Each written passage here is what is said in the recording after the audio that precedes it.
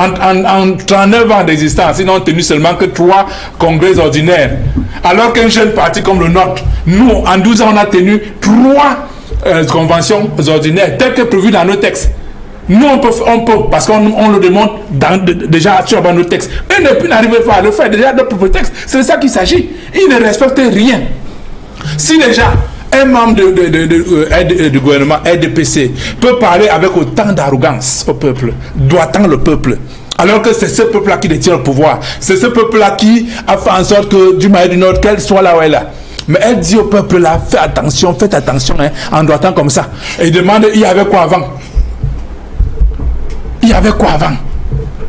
Il y avait pas mal de choses dans ce pays avant. Avant, un ministre ne parlait pas comme ça au peuple. Avant, un ministre ne parlait pas comme ça au peuple. C'est vrai que maintenant qu'un ministre parle comme ça, avec autant d'arrogance au peuple.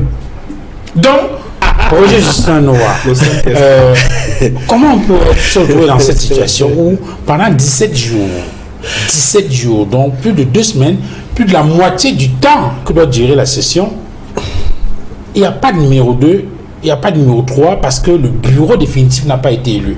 Pourtant, les textes sont suffisamment clairs, la constitution est claire. Au début de la séance de l'Assemblée, comment il dit ça? L'ouverture de la session de droit. L'ouverture de la session, voilà, la législature, il y a un bureau d'âge qui est mis en place et qui organise des élections pour la désignation du bureau définitif. Alors, on se retrouve 17 jours après, il n'y a toujours pas de président de l'Assemblée nationale, président du Sénat.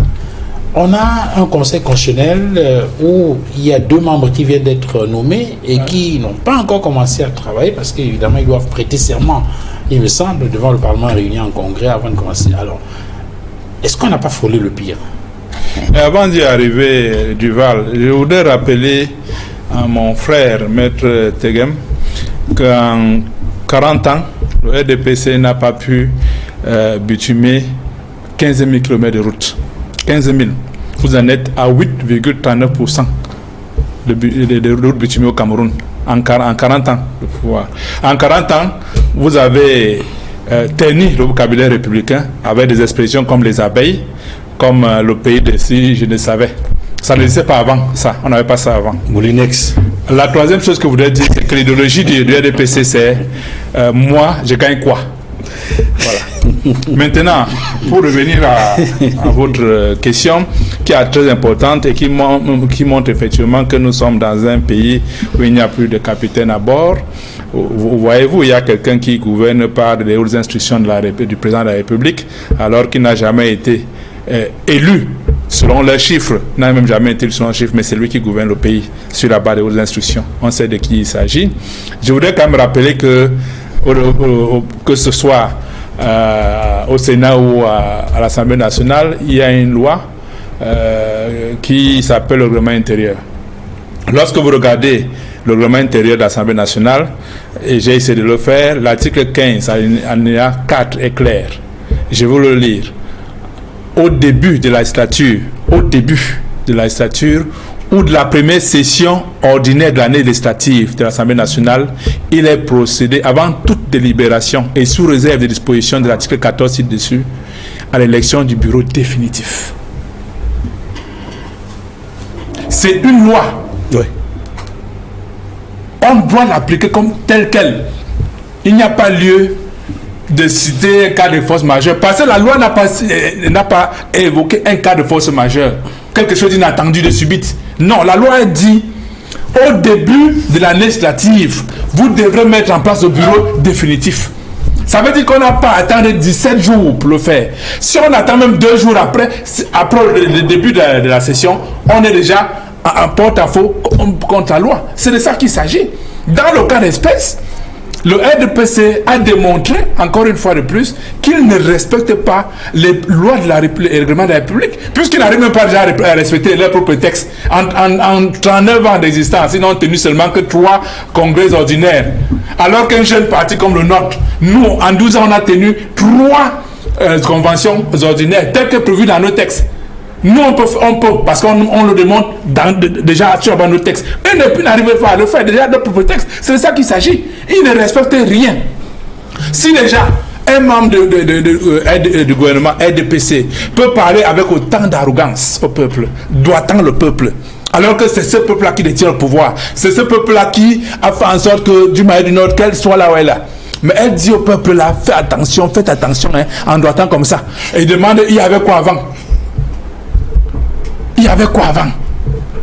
Il y avait pas mal de choses dans ce pays avant. Avant, un ministre ne parlait pas comme ça au peuple. Avant, un ministre ne parlait pas comme ça au peuple. C'est vrai que maintenant, qu'un ministre parle comme ça, avec autant d'arrogance au peuple. Pire encore, qu'est-ce qu'on a même fait là, à Dieu pour avoir des gens comme ça là? Qu'est-ce qu'on a fait à Dieu? Mais imaginez-vous, on vous dit, quelqu'un est fini. Parce que chaque être humain, il naît, il croit, il se développe, il vieillit. Tout le monde passera par là. Et le troisième âge, il faut le respecter. C'est un âge où l'individu doit se reposer, jouir du peu de temps qu'il reste avant de partir. Mais qu'on soit maltraité des individus de cet âge-là, qui eux-mêmes acceptent d'être maltraités, parce qu'ils acceptent d'être maltraités, que ce soit à l'Assemblée nationale, qui refusent d'aller se faire soigner parce qu'il voulait à tout prix qu'on le reconduise. J'espère que maintenant il va se faire soigner comme l'autre. Et un président national du Sénat qui arrive sur un fauteuil roulant, dans un fauteuil roulant, ça c'est inadmissible.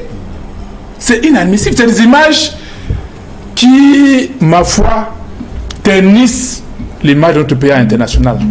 Parce que chaque fois, vous dites non, vous ternissez l'image parce que vous faites des actions comme ça ternissent l'image de notre pays. Nous avons déjà le plus vieux dictateur du monde. Nous avons le plus vieux président de l'Assemblée nationale au monde. Nous avons le plus vieux président du Sénat au monde. Est-ce que nous sommes seulement une république des vieux? C'est vrai que nous sommes une république dictatoriale, mais on ne doit pas en faire une république des vieux. Mais que la jeunesse de ce pays se réveille. Que les jeunes Camerounais qui ont 20 ans aillent s'inscrire sur la liste électorale et que le jour du vote, qu'ils aillent voter afin qu'on dégage ces vieux-là qui nous malmènent. Comment nous sommes jeunes là et des petits et des vieux-là nous malmènent? Nous n'avons plus la vitalité nécessaire. Montrons que nous sommes jeunes. Allons nous inscrire et à le jour du vote, allons voter, surveiller le vote, défendre le vote s'il le faut pour que enfin ces régimes de vieux dégagent. Aristide Monod, tout à l'heure, Edmond, on faisait le rapprochement en regardant les images de ces personnalités-là à la tête du Parlement, des images quand même assez pathétiques.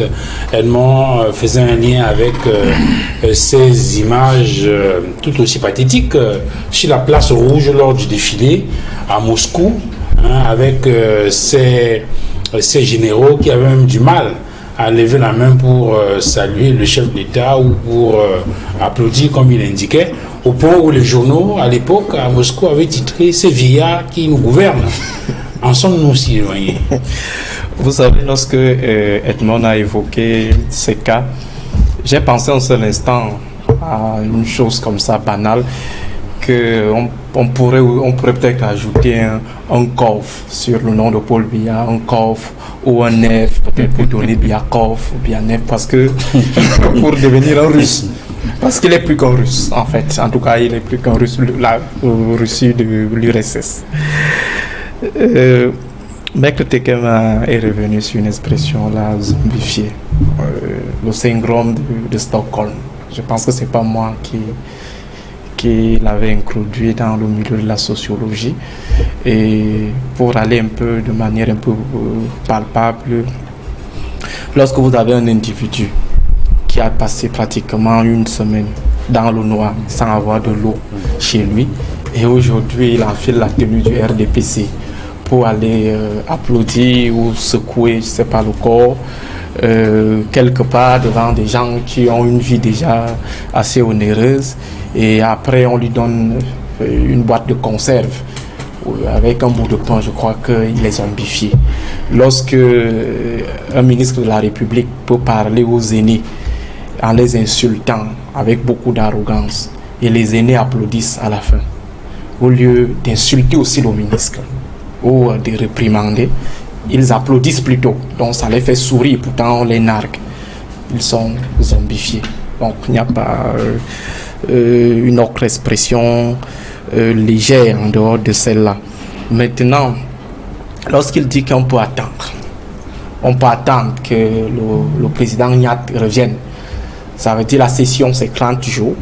On a déjà bouffé 16 jours. Si le président Nyat ne venait pas, on devait attendre encore jusqu'au 30e jour. Et après, on lève la session. Ça a été bon. Parce que la République doit être humaniste. Lorsque un élément du système est malade, le système s'arrête. Ça signifie un match de 90 minutes. L'équipe adverse a 23 joueurs, mais il y a un, André Onana, qui est encore à Manchester. Et puis on dit à l'équipe adverse qu'attendons le temps qu'André Onana arrive. Et pourtant vous avez des deuxièmes gardiens, des troisièmes gardiens que vous pouvez mettre au stade. Mais on attend. Et puis on vous fait savoir que ça ne nous choque pas. Voilà son expression. Il faut dire, Duval, que ce que nous vivons aujourd'hui est lamentable. C'est quand même inédit. Ça fait 7 jours pour élire le bureau définitif de l'Assemblée nationale. Je vous avais fait savoir une fois que le simple fait que Biya se retrouve aujourd'hui avec le gouvernement le plus long de son magistère renseigne déjà à suffisance sur l'incapacité de l'homme à pouvoir tenir les rênes de l'État et l'incapacité même du système à pouvoir se mettre à jour. Il y a un véritable souci. Le Cameroun est en situation de vacances de fête. On est dans une situation de vacances de fête. Ça veut dire que la tête n'existe plus et les éléments essayent de pouvoir maintenir une certaine homéostasie à travers le rapport de force égal entre les différents clans. C'est ce qui maintient le Cameroun dans cette situation d'équilibre un peu précaire. Lorsque nous sommes dans une république objective, avec un management objectif, on ne bâtit pas les institutions autour des individus. Les individus passent, les institutions restent. Or, dans le cas du Cameroun, on a l'impression qu'il y a une personnalisation des institutions. L'institution présidentielle est personnalisée par M. Paul Biya. L'institution législative est personnalisée par M. Kavaye Djibril et M. Nyat Tifendi. Et on peut aller comme ça jusqu'à des niveaux plus subalternes. Ça veut dire au niveau des communes. Vous allez vous rendre compte qu'on a construit un certain essentialisme autour des individus, au point où on pense que sans ces individus, nous sommes morts. Pourtant, il y a des pièces de rechange. Maître Tegem, qui est un citoyen, jouissant de tous ses droits, qui est également un intellectuel, qui est également un modéré, je crois que souverainement, il peut prétendre au siège de président du Sénat ou du président de l'Assemblée nationale. Pourquoi est-ce qu'il croit qu'il n'y a que Nyat pour être président du Sénat?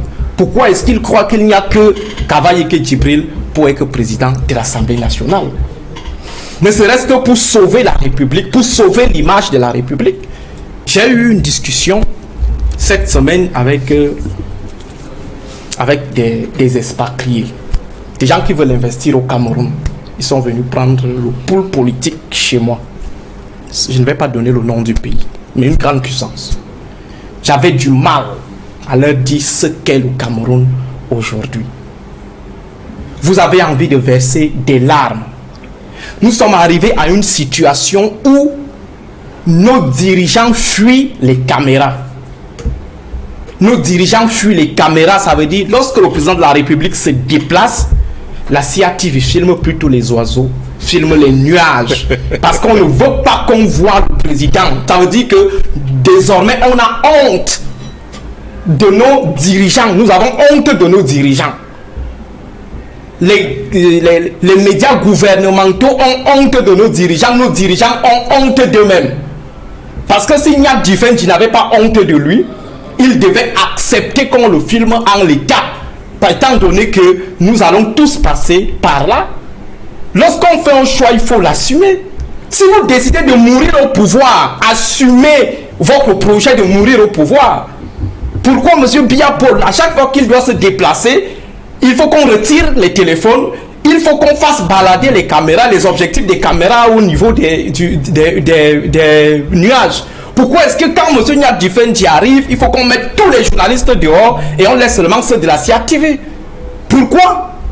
Qu'ils assument. Chaque médaille a son revers. Si vous voulez mourir au pouvoir, assumez les conséquences des éternitaires. Ça veut dire des gens qui veulent rester éternellement au pouvoir. Et il y a autre chose, Duval. C'est qu'on se rend de plus en plus compte que les lendemains ne sont pas meilleurs pour le Cameroun. Les décisions deviennent difficiles. Comme Michel Dubré, sociologue des crises, le dit, il y a évasion des calculs au Cameroun. Parce que la décision se prend à partir des calculs. Il y a évasion des calculs. Ça signifie qu'on est en train de vivre l'impasse. On ne sait pas quels sont des meilleurs arrangements, quels sont des meilleurs arbitrages pour garder l'équilibre du système. Biapol a peur de changer Nyat Difendi à quelques mois des élections. Il a peur. Pourquoi il a peur? Dans une société, dans un État où on a des structures stables, avec des institutions fortes, on n'a pas besoin d'avoir peur du changement d'homme à la tête de ces institutions. Ça veut dire que M. Biya se dit, s'il enlève Nyat Difendi maintenant, l'équilibre de l'Ouest au niveau du sommet de l'État peut être brisé parce qu'après il lui faudra trouver quelqu'un qui pourra faire consensus. Et il n'a aucun nombre de consensus dans l'Ouest Cameroun. Dans le Nord, avec la montée en puissance des nostalgiques à idioïstes, M. Biapol a peur de briser le seul élément qui peut encore assurer la stabilité du système dans le Grand Nord, M. Kabaye Djibril. Pourtant, il sait que ces deux individus ne dirigent absolument rien. Il faut voir, il faut écouter, lire tout ce qui se dit autour de M. Kabaye Djibril. Vous vous souvenez de l'incident de son directeur de cabinet? Vous vous souvenez de son limogeage et de son contre-limogeage? Ça signifie que le Cameroun est entre les mains des gens qui sont comme des personnalités écrans. On a l'impression que eux, ils sont, je ne sais pas, des paravents. Et que derrière, il y a des équipes qui dirigent effectivement le Cameroun. On a également une autre impression. M. Biapol veut mourir avec ces gars. Il veut mourir, il veut partir avec eux. Donc, tant qu'il est encore là, nous devons supporter la dictature de ces vieillards. Tant qu'ils sont encore là, ça veut dire que personne ne va aller sans amener l'autre. Nous tous, on va partir. Et M. Kabaye Djibril, dans les coulisses, selon ce qui nous est souvent rapporté, c'est que lorsque vous convoquez la question de son âge, il vous dit allez d'abord demander à ceux qui sont devant moi. Parce que le petit frère des trois, il dit allez d'abord demander à Biya de quitter. Alors dans ce genre de situation, lorsque un Américain, un petit Américain ou un petit Français regarde le président de la République du Cameroun, regarde le président du Sénat, regarde, il a l'impression qu'il n'y a pas de jeunes dans ce pays. Il a l'impression que voilà tout ce qu'on a de mieux et qu'on ne peut rien faire de bon en dehors de ces choix-là. Lorsqu'un investisseur, et c'est même là où c'est un peu plus complexe du Val, lorsque quelqu'un va amener ses milliards au Cameroun, il sait que les questions de transition en Afrique, les questions d'alternance sont chrysogènes, sont conflictogènes. Alors il voit le sommet de l'État constitué de 3 individus qui peuvent partir d'un moment à l'autre, pas que les jeunes ne partent pas. Mais si on essaye de souscrire à la logique où ceux qui sont nés avant doivent mourir avant ceux qui sont nés après, mais il aura du mal à venir risquer son argent dans ce type d'environnement. Donc je crois qu'aujourd'hui, ce que l'incident de l'Assemblée nationale nous a donné comme impression, comme leçon, c'est que de plus en plus, le Cameroun est en train de s'acheminer inexorablement vers l'impasse. Alors, on va sortir de l'émission par une dernière question. Une question, une réponse en un mot. Je commence par vous, Aristide Monod. Il y a un certain nombre de journaux qui, au cours de la semaine qui s'achève, ont évoqué une possible levée de l'immunité de Jean-Michel Nidjeu. Ils estiment, selon ces journaux, parmi lesquels Info Matin, qu'on lui reproche qu'il est dans le collimateur du pouvoir, on lui reproche ses acquaintances avec les sécessionnistes, notamment après la visite qu'il a rendue en prison à Sisiku Ayuk Tabe. La question que je pose est celle de savoir si rendre visite à un détenu, à un condamné, est un acte répréhensible qui peut déboucher sur la levée de l'immunité d'un député. Duval, première question.